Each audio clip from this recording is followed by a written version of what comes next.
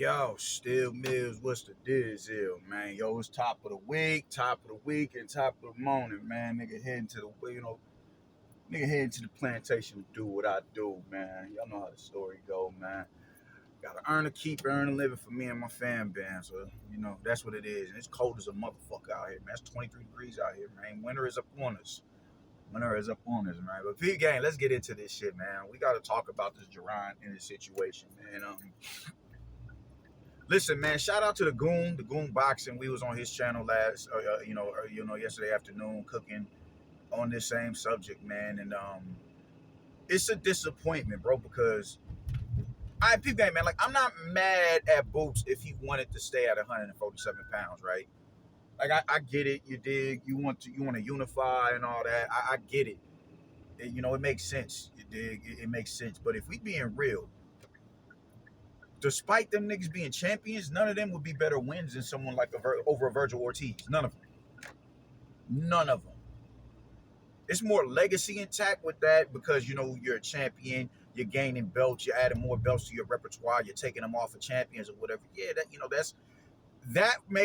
that'll show. That'll be a more potent part of your resume than beating Virgil Ortiz, or if you were to beat Virgil Ortiz, I'd understand that, but none of them niggas have fought the caliber of competition that Virgil Ortiz has fought and persevered. They just haven't. They just haven't. And for you to sit, just for y'all to even send an offer after, bro, you are on record saying I'm getting old. I need to jump up to 154 pounds. It's time for me to jump up. You on record saying that. I don't necessarily think you need to jump up. If you can make the weight comfortably, I don't think you need to jump up. I just think that because the hype that's surrounding you, you thought that you can go. You come into this. You innately come into these fights with this mindset that the minute you put your fist on a nigga chin strap, he just gonna fold like clean clothes, and that's just not how it goes, bro. You're not you're not Roy Jones Jr., man. You're not that guy. And that's not saying that you can't be. That's not saying that you can't work your way up to being a pound for pound talent. I think you're a talented fighter. I just don't like the hyperbole that's surrounding you. You know what I'm saying? You're being used as a pawn to denigrate Bud because of what Bud did to Spence. All of your fans are disgruntled Spence fans. So the minute Spence did how he did, they jumped over to you. And now Bud left. You chased Bud out of the division, and he jumped up to go fight a dude, lesser competition on the higher division. You dig? And it's like, yo, just everything that's surrounding. It's so much wild shit surrounding you that niggas is ready to, not even ready. Niggas are elevating Karen. Niggas are elevating Karen, and you can switch however it is you want to switch. Like, all right, cool. Let's say he's a mandatory in the division now. That doesn't take away the fact that last year he was 41st ranked in the division. And ranking systems get manipulated all the time, man. He didn't fight nobody stellar for him to be able to jump that high up in the rankings in 3 fights in under a calendar year. And who was the 3 niggas that you fought? You dig what I'm saying? So that's my thing about you, man. It's just too much hype surrounding you, man, and you're being used as a proxy to denigrate Bud. And because of that, your resume automatically gets, what's the word? You get the, it's like when the Mario brothers eat the mushroom. You know what I'm saying? That's what your resume gets.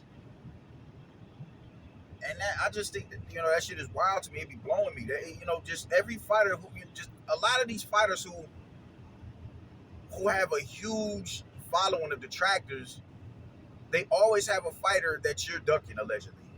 They always have a fighter that they know would beat you.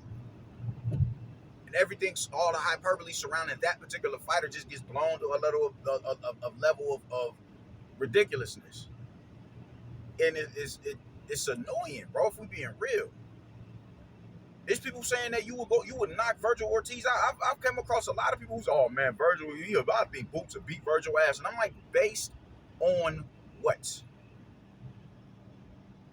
Based on what? Honestly, I started seeing the writing on the wall when you fought Karen. I started seeing it. Like, yo, I don't know so much about this, man. I don't know so much about this. For everybody to say that you just gonna go in here and just knock this nigga the fuck out despite who he's fought, like that's what pisses me off about. You came into prominence through the PBC. So because of that, people are gonna look at you through that lens, that PBC lens, to where nobody outside of the PBC can beat you, or is even competition for you. Virgil Ortiz has fought the better opposition. He fought Caio Velasquez. Caio Velasquez is better than everybody that you've been in front of. Everybody. He fought him and he knocked him out. You fought Karen and went 24 rounds with him, bro. Like, I'm not mad if you want to. It's not even you, if we being real. It's not necessarily you. It's your fans. It's your fans and it's the Bud detractors who will sit, they just paint a certain picture of you that you're not deserving yet. You're just not. You dig? And I'm not saying that you can't get there, man, but there's a hierarchy in boxing, bro. Nobody is just super talented to the point where they can just beat all the competition in front of them without having to go through the proper channels. You have not fought the type of competition that will ready you for someone like a Bud. If we being real, you ain't fought the competition that will ready you for someone like a Virgil. But Virgil has fought the competition that will ready him for someone like you. That's just being real about it. So I wouldn't, it's not so much that I'm mad that you're not fighting Virgil. It's the fact that you would try to bring this nigga back down to 147 pounds when you know medically he can't make that weight. He left the division because the weight was just too much on his body. It was too much to the point where he was benched. He was getting sick, all type of wild shit. He can't make that weight. Healthy, he can't make it. He can't make it. And you would try to bring him back down there is just baffling to me. I don't get it, bro. I don't get it. And if it ain't you saying it, it's you got to do something about your team, man. Because even like Eddie Hearn, I think is doing his best to say, like he's showing you in a certain light. He's showing you, oh well, you gotta. We don't know what it's gonna be. That fight ain't all the way out the window just yet. So he's still. We don't know if he's gonna stay at 47 and 54. We don't know what he's gonna do. He's still giving you. He's not. Eddie Hearn ain't out here selling in your name or nothing like that. He's not doing that. He's not selling in your name. But that it just looks wild, you know what I'm saying? And you put, you're playing it off like you don't know anything. There's no way you can sit here and convince us with social media and all that you didn't know that they were planning to put you on that mega card in February. You can't convince me of that. If you would have had, only a fool would know that. And I don't take you for no fool. I don't, man. You and your pops have spent the past year, 2 years using a nigga name. Y'all honestly have. You and Bozy.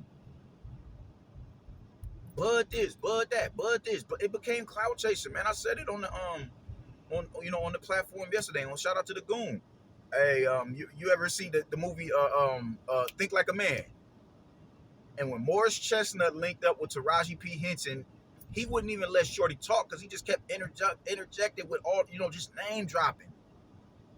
Yeah, Warren Buffett, this and that and the third, and this, just name after name after name after. That's what you was doing when it came to Bud.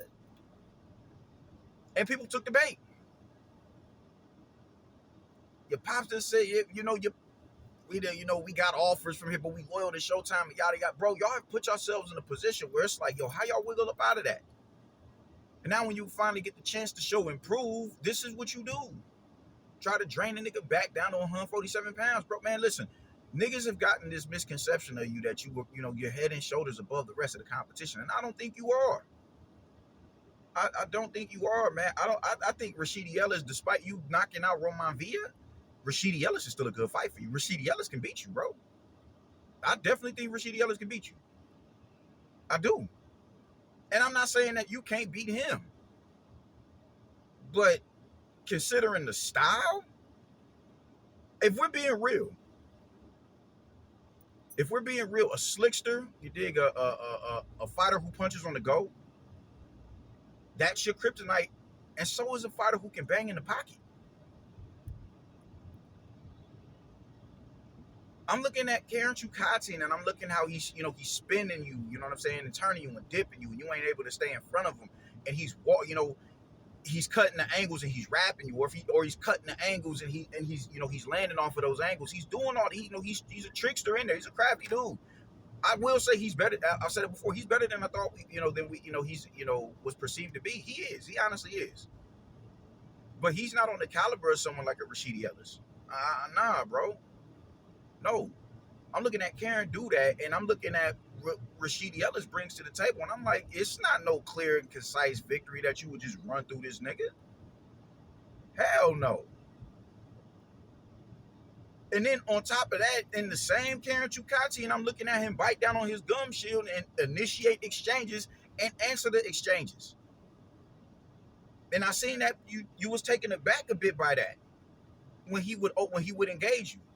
When he would engage, he'd initiate the exchanges and stay in the pocket and enter the exchanges with you. Brian Norman Jr.'s gravy, like his bread and butter, is right there in that same area, right there in the pocket. Right there in the pocket. You don't think Brian Norman Jr. is able to inflict the same amount of damage and have the same type of success in the pocket as a Karen Chukatian? When we saw him do what he did to Centillion, I'm saying, bro, I'm saying, man, you gotta, just y'all gotta pump y'all brakes. I think the only, even Amantis Stanionis is a damn good fight for you. That's a damn good fight. Like, you're just not about to go in there and just run these dudes over. It's not gonna happen. They're gonna give you resistance, bro. Amantis Stanionis fought Butayev and beat him. And I thought Butayev was gonna win that fight because the dude is a Swiss Army knife. He couldn't cut the mustard in front of Amantis.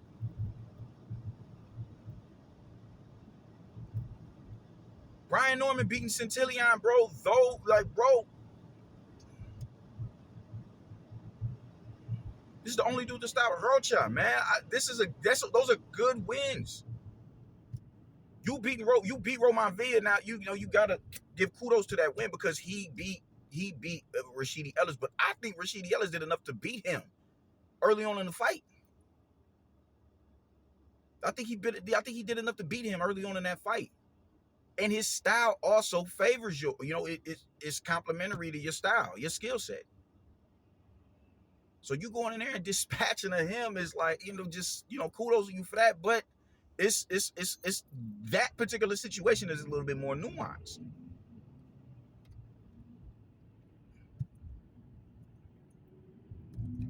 I'm just saying, man. I think the easiest win for you, or the easiest fight for you, would be Mario Barrios. I honestly do. Bro. But everybody else, you're right. You're locked in step with. But niggas will sit here and bloviate about how you just unfuckwittable fighter and nobody in the division is fucking with you and you just head and shoulders above the rest of the competition. I'm like, no.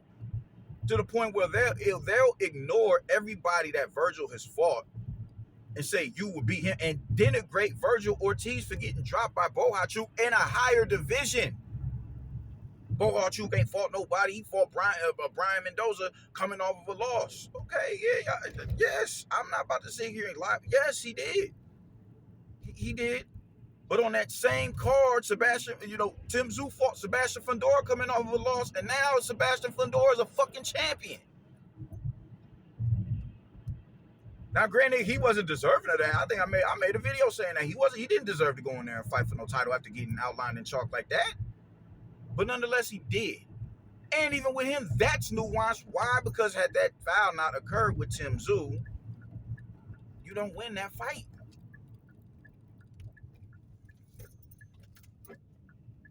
So, you just, like I said, you just got to know how to unpack everything in totality, you dig?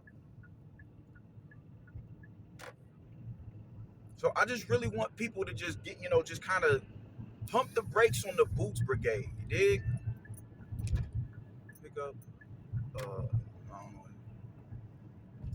Pump the brakes and stop putting this dude on this pedestal that he's yet to be deserving of being put on. Boots still needs development. I need development as a boxer. So I'm not saying that to clap at him. But Boots needs development as a boxer, bro. He does. He does.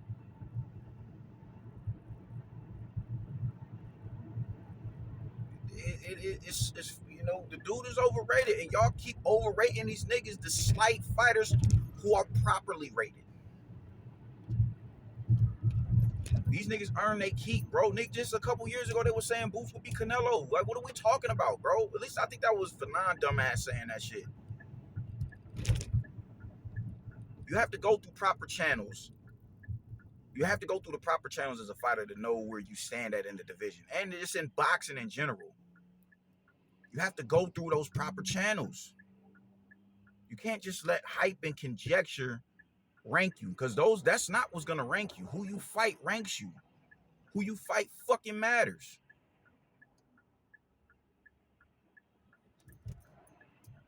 Boots is a dude who needs to fight. He needs to fight a little bit better. He needs to fight more better competition. That Brian Norman situation, that's on Brian. They gotta wear that. But if you don't fight Virgil Ortiz, damn, bro. Damn.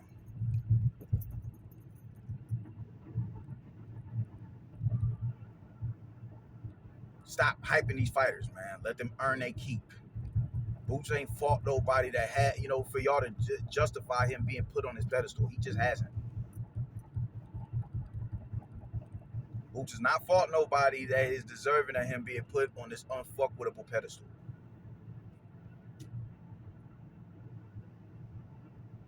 There's nothing wrong with saying he's overrated, because as of now, he's proven to be overrated. There's nothing wrong with saying he needs to be developed a little bit more, because as of now, he's proven that. You can't have your chin that high up in the air. You can't have, when you look in the closed distance, you eating clean, straight shots down the pipe. Everybody want a Philly shell, man. You still say, you know, shots are still selling over the guard, over the shoulder. Splitting the backhand, deciding whatever, depending on whatever stance you fighting out of. The dude is still hittable. Pump the brakes. He will get there. But pump the brakes. Kid is talented. But pump the fucking brakes. And that's how I'm feeling about it, man. I'm about to go in here and get my day started. And, yeah, that's all I got to say about it, yo. Y'all stay righteous. Doses.